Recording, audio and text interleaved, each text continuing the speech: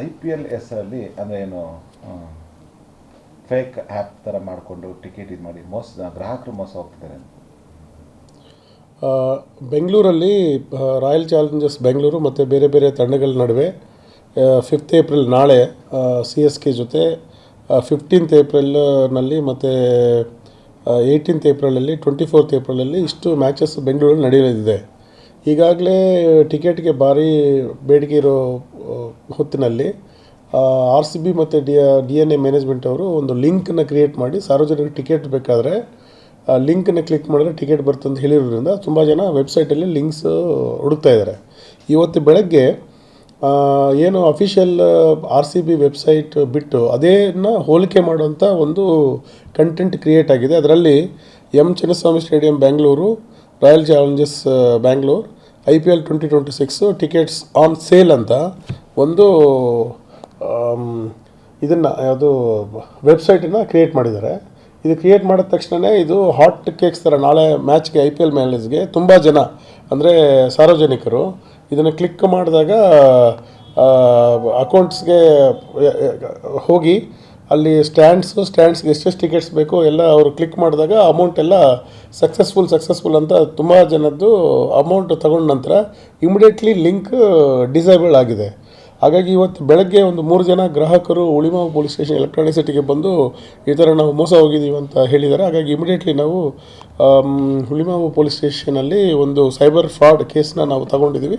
ಹಾಗೆ ಬೆಂಗಳೂರು ನಗರ ಪೊಲೀಸಿಂದ ಮಾನ್ಯ police commissioner ಸಾಹೇಬರಾದಂಥ ಸೀಮತ್ Kumar Singh ಸಾಹೇಬರು ಮತ್ತು ರಮೇಶ್ ಬಾನತ್ ಅವರು ಇಮಿಡಿಯೇಟ್ಲಿ ಇದನ್ನು ಅಕೌಂಟ್ಸ್ನ ಬ್ಲ್ಯಾಕ್ ಮಾಡೋದಕ್ಕೆ ಮತ್ತು ಫೇಸ್ಬುಕ್ಕಿಗೆ ಬರೆದು ನಮ್ಮ ಕಂಟೆಂಟ್ನ ಬ್ಲ್ಯಾಕ್ ಮಾಡೋದಕ್ಕೆ ಸೂಚನೆ ಕೊಟ್ಟಿದ್ದಾರೆ. ಹಾಗಾಗಿ ನಮ್ಮ Hulimavu police station case register ಮಾಡಿ ಅಕೌಂಟ್ಸ್ ಬ್ಲಾಕ್ಗೆ ಕಳಿಸಿದ್ದಾರೆ. ಬಟ್ ಈ ಫೇಸ್ಬುಕ್ಕಿಗೆ ನಾವು ಲೆಟರ್ ಬರೆದು ತಿರ್ಗಿ ಅವರು ಇದನ್ನು ಡಿಆಕ್ಟ್ ಮಾಡೋಷ್ಟರಲ್ಲಿ ವಿಂಡೋ ಪೀರಿಯಡ್ ಇರುತ್ತೆ. ಈ ವಿಂಡೋ ಪೀರಿಯಡಲ್ಲಿ ತುಂಬ ಜನ ಇವತ್ತು ಕೋಟ್ಯಾಂತರ ರೂಪಾಯಿ ಇದರಲ್ಲಿ ಅಕೌಂಟ್ಸಲ್ಲಿ ಟ್ರಾನ್ಸಾಕ್ಷನ್ ಮಾಡಿದ್ರು ಅಂತ ಈಗ ಪ್ರಾಥಮಿಕವಾಗಿ ನಮ್ಗೆ ಗೊತ್ತಾಗಿದೆ. ಹಾಗಾಗಿ ಸಾರ್ವಜನಿಕರು ಕೂಡಲೇ RCB ವೆಬ್ಸೈಟಲ್ಲಿ ಈಗಾಗಲೇ ಟಿಕೆಟ್ಸ್ ಸೋಲ್ಡ್ ಔಟ್ ಅಂತ ಬರ್ತಾಯಿದೆ. ಯಾವುದೇ ಲಿಂಕಲ್ಲಿ ಸಹ ಟಿಕೆಟ್ಸು ಸೋಲ್ಡ್ ಆಗ್ತಾ ಇಲ್ಲ. ಅದು ಇದೆಲ್ಲ ಫೇಕ್ ಆಗಿದೆ. ಹೀಗಾಗಿ ಕೇಸ್ ರಿಜಿಸ್ಟರ್ ಆಗಿದೆ. ಹಾಗಾಗಿ ಯಾರು ಸಾರ್ವಜನಿಕರು ಸಹ ಮೋಸಕ್ಕೆ ತುತ್ತಾಗಬಾರ್ದು ಅಂತ ನಾವು ಬೆಂಗಳೂರು ಸಿಟಿ ಪೊಲೀಸಿಂದ ಸಾರ್ವಜನಿಕರಿಗೆ ನಾವು ಈ ಮೂಲಕ ಎಚ್ಚರಿಕೆ ನೀಡ್ತಾ ಇದ್ದೀವಿ. ಸರ್, ಈ 3 ಜನ ಎಷ್ಟು ಮೋಸ ಹೋಗಿದ್ದಾರೆ ಸರ್? ಈಗ ಸದ್ಯಕ್ಕೆ ಒಂದು 3 ಜನ ಗ್ರಾಹಕರು ಬಂದಿದ್ದಾರೆ. ಅದರಲ್ಲಿ 7,196 ಒಂದರಲ್ಲಿ 11,999 ಒಂದು ಕೇಸಲ್ಲಿ ಮತ್ತು ಇನ್ನೊಂದು ಕೇಸಲ್ಲಿನೂ 7,497 ಈ ಥರ 3 ಹೋಗಿದ್ದಾರೆ. ಇನ್ನು ಎಲ್ಲ ಇವರು ಬೆಂಗಳೂರು ಸಿಟಿಯಲ್ಲಿ ಬೇರೆ ಬೇರೆ ಭಾಗದಲ್ಲಿ ನಮ್ಮ ಎಲೆಕ್ಟ್ರಾನಿಕ್ ಸಿಟಿ ಲಿಮಿಟ್ಸ್ ಇರೋರು. ಹಾಗಾಗಿ ಫಸ್ಟ್ ಒಬ್ಬರು ಹುಳಿಮಾವು ಇರೋದ್ರಿಂದ ಅಲ್ಲಿ ಕೇಸ್ ಮಾಡಿದ್ದೀವಿ. ಇನ್ನು ಈಗ ನಾವು ಅಕೌಂಟ್ಸ್ ಡೀಟೇಲ್ಗೆ ಹೋದರೆ ಈ ಅಕೌಂಟಲ್ಲಿ ಎಷ್ಟು ಟ್ರಾನ್ಸಾಕ್ಷನ್ ಆಗಿದೆ ಅನ್ನೋದು ಬ್ಯಾಕ್ ಎಂಡಲ್ಲಿ ನಮಗೆ ಗೊತ್ತಾಗುತ್ತೆ. ಪ್ರಾಥಮಿಕವಾಗಿ ತುಂಬ ಅಮೌಂಟು ಇದರಲ್ಲಿರೋದು ನಮಗೆ ಗೊತ್ತಾಗಿದೆ. ಸರ್, ಗ್ರಾಹಕರಿಗೆ ಏನು ಹೇಳಕ್ಕೆ ಇಷ್ಟಪಡ್ತೀನಿ? ಗ್ರಾಹಕರಿಗೆ ಹೇಳ್ತಾ ಇದ್ದೀನಿ, RCB ಏನು ವೆಬ್ಸೈಟ್ ಇದೆ, ಅಫಿಷಿಯಲ್ ವೆಬ್ಸೈಟ್ ಏನಿದೆ ಅದನ್ನು ಖಾತ್ರಿ ಮಾಡ್ಕೋಬೇಕು. ಈಗಾಗಲೇ RCB ವೆಬ್ಸೈಟಲ್ಲಿ ಟಿಕೆಟ್ಸ್ ಆರ್ ಸೋಲ್ಡ್ ಔಟ್ ಅಂತ ಆಲ್ರೆಡಿ ಅವರು ಈ ನಾಳೆ ಮ್ಯಾಚ್ಗೆ ಹೇಳಿದ್ದಾರೆ ಆಲ್ರೆಡಿ. ಆದ್ರೂ ಸಹ ಈ ಥರ ಇನ್ನೊಂದು ವೆಬ್ಸೈಟ್ ಅವ್ರಿಗೆ ಕಾಣಿಸಿದ ತಕ್ಷಣ ಟಿಕೆಟ್ಸ್ ಆರ್ ಬಂಪರ್ ಸೇಲ್ ಅಂದ ತಕ್ಷಣ ಸಾರ್ವಜನಿಕರು ಕ್ಯೂರಿಯಾಸಿಟಿಗೆ ಅದರಲ್ಲಿ ಹೋಗ್ಬಿಟ್ಟಿದ್ದಾರೆ.